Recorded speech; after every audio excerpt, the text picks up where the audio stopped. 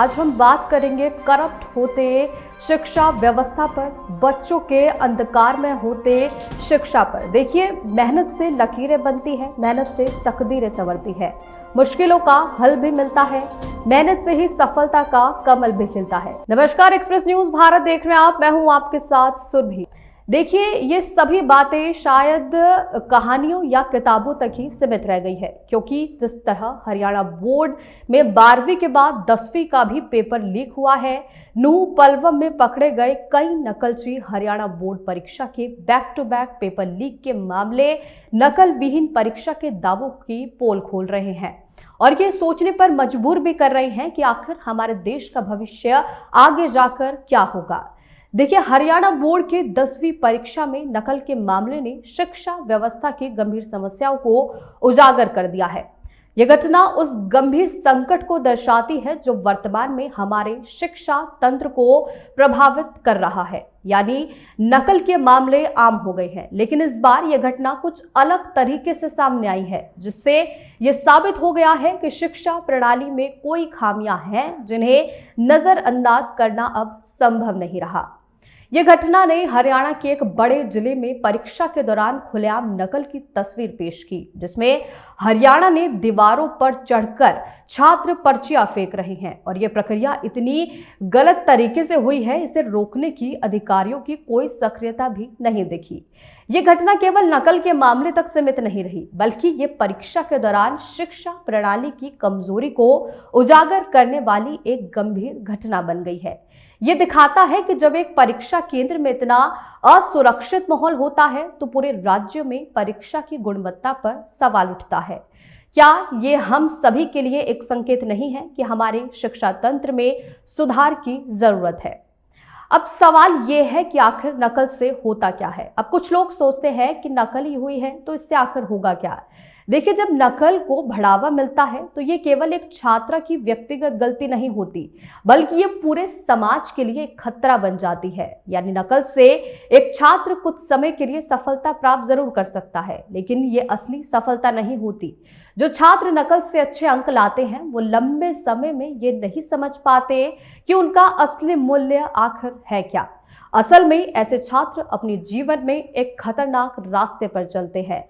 नकल से प्राप्त अंक भले ही किसी को खुशी दे सकते हैं, लेकिन ये छात्र जीवन की असली परीक्षाओं में नहीं टिक सकते, क्योंकि उनके पास वास्तविक ज्ञान और समझ ही नहीं होती है।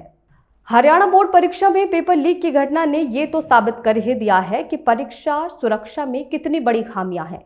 जब 10वीं का पेपर लीक हो सकता है तो इसका असर न केवल छात्रों के भविष्य पर पड़ता है, बल्कि इस पूरे सिस्टम की विश्वसनीयता भी खतरे में पड़ती है।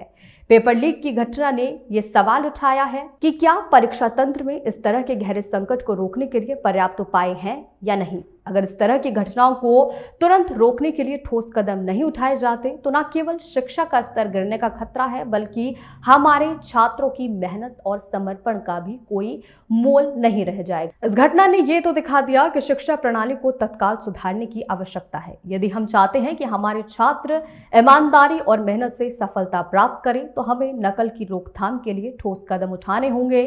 सरकार और शिक्षा बोर्ड को परीक्षा केंद्रों की निगरानी बढ़ानी होगी और नकल माफियाओं के खिलाफ सख्त कदम भी उठाने होंगे।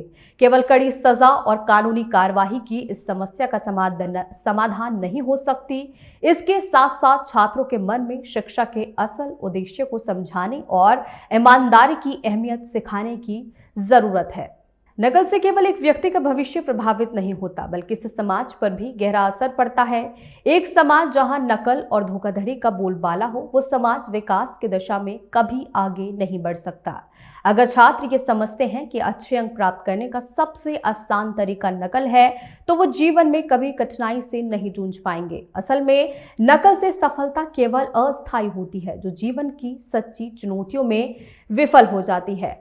अब सवाल यह है कि शिक्षा का असली उद्देश्य सिर्फ अच्छी नौकरियां प्राप्त करना नहीं होना चाहिए। यह हमारे व्यक्तिगत और समाज की बुनियाद को सशक्त बनाने का एक महत्वपूर्ण साधन है। जब हम नकल जैसी घटनाओं को बढ़ावा देते हैं तो हम बच्चों को ये संदेश दे रहे होते हैं कि सफलता के लिए शॉर्टकट का रास्ता सही है। लेकिन हमें ये याद रखना होगा कि जीवन में जो मूल्य हमें दिए जाते हैं वो हमारे चरित्र और हमारी सोच को प्रभावित करते हैं। ये हमें सिखाता है कि मेहनत और ईमानदारी से जो हासिल किया जा सकता है वो असली सफलता होती है। यह घटना न केवल हरियाणा बोर्ड की परीक्षा प्रणाली बल्कि देश भर की शिक्षा व्यवस्था के लिए एक गहरी चिंता का विषय बन चुकी है। अब समय आ चुका है कि जब हमें इस दिशा में ठोस कदम उठाने होंगे ताकि नकल और धोखाधड़ी की इस संस्कृति को खत्म किया जा सके। यदि हमें एक बेहतर भविष्य की उम्मीद है तो हमें अपनी शिक्षा प्रणाली को पूरी तरह से बदलने की जरूरत भी है ताकि हमारे छात्र सचमुच शिक्षा के असली उद्देश्य को समझे और अपने जीवन में उसे लागू कर सके। देखिए, जो विद्यार्थी अपने भविष्य को नकल से संवारने की कोशिश करता है वो केवल अपने वर्तमान को ही खोता है।